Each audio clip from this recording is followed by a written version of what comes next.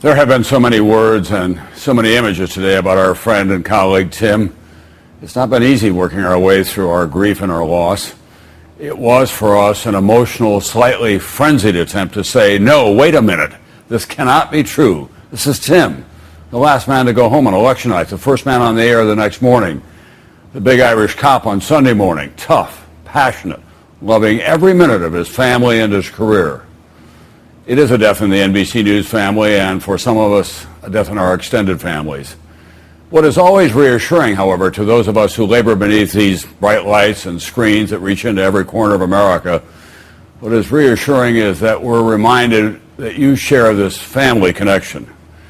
Tim never expected to become a big television personality, but when he did, he liked it because you were honoring not only his skills and his celebrity, but his working class sensibilities, framed by a Jesuit education, his strong sense that we're all accountable to each other, to our country, and to our God. His meat and potatoes wardrobe, his unruly hair, his jolly appearance made him every man with a razor-sharp intellect, a peerless instinct for politics, and a profoundly moral center. He wasn't perfect. He knew that. He had a few critics, but he had a legion, a world of admirers. Most of all, he wanted everyone to have the good fortune that he enjoyed in his family, his faith, and his profession. Do me a favor. Say a prayer for Brother Timmy and tip a cold one. Go Bills. When I became moderator of Meet the Press, the first phone call I made was to Lawrence Spivak, the founder of this program. He invited me to his apartment. It was a shrine to Meet the Press as I entered the doors and looked at all the photographs and letters and memorabilia he had from his years on Meet the Press. And I said, Larry, what's the mission of this program, our program, Meet the Press? He said, it's simple. Each and every Sunday, you have to learn as much as you can about your guest and his or her views and positions on issues, and then take the other side.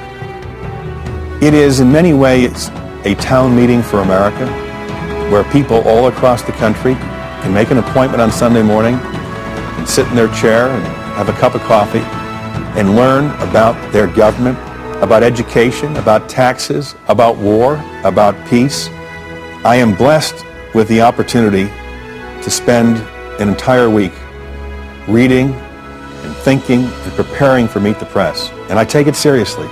And there's not a Sunday that goes by where I don't think of my father back in Buffalo. What's on his mind? And my brother-in-law, what does he want to know about whether his son is going to have to go off and fight a war? The more I can keep my focus on what is in the hearts and minds of the American people, our viewers, what questions do they want asked? I view Meet the Press as a national treasure, and I'm the temporary custodian.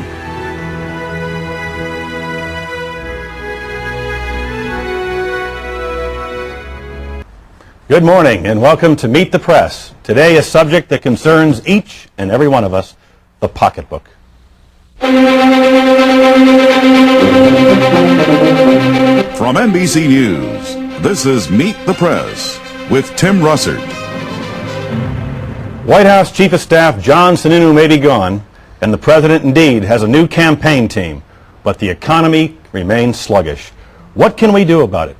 Will a tax cut work? What kind?